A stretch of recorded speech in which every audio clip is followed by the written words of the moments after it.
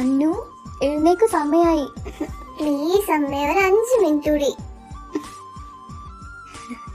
ഇവളുടെ ഒരു കാര്യം.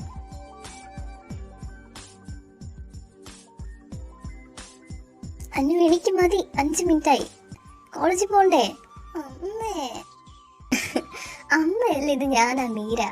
സമയം 8:15. 9 കോളേജിലെത്തണം. എനിക്ക് 8:15. എന്റെ കണക്ക് 10 മിനിറ്റ് മുമ്പെന്നാ.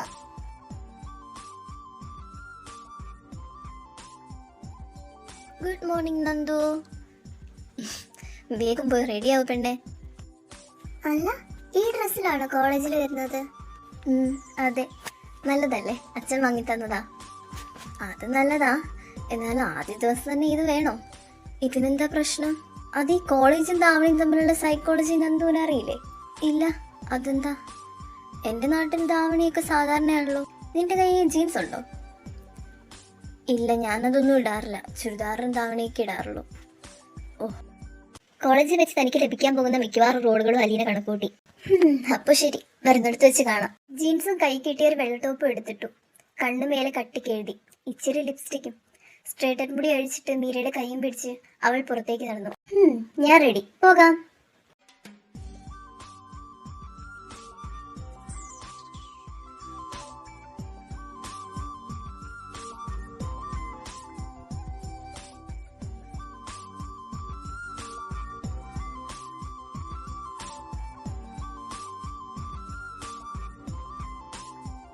അന്നു എന്താ മിണ്ടാത്തെ?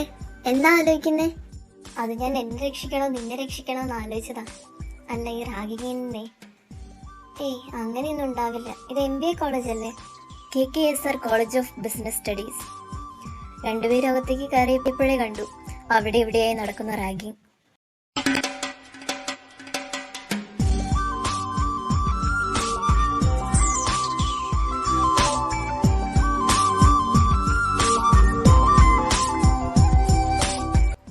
ഹലോ, ഇങ്ങോട്ട് വാ.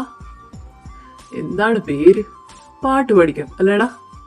ഡാ, അവിടെ നോക്ക്, ഒരു പച്ചക്കിളി. മോനെ പൊളി, മലയാളിയാന്ന് തോന്നുന്നു. ഡാ വേണ്ട, അത് ഞാൻ ബുക്ക് ചെയ്തു.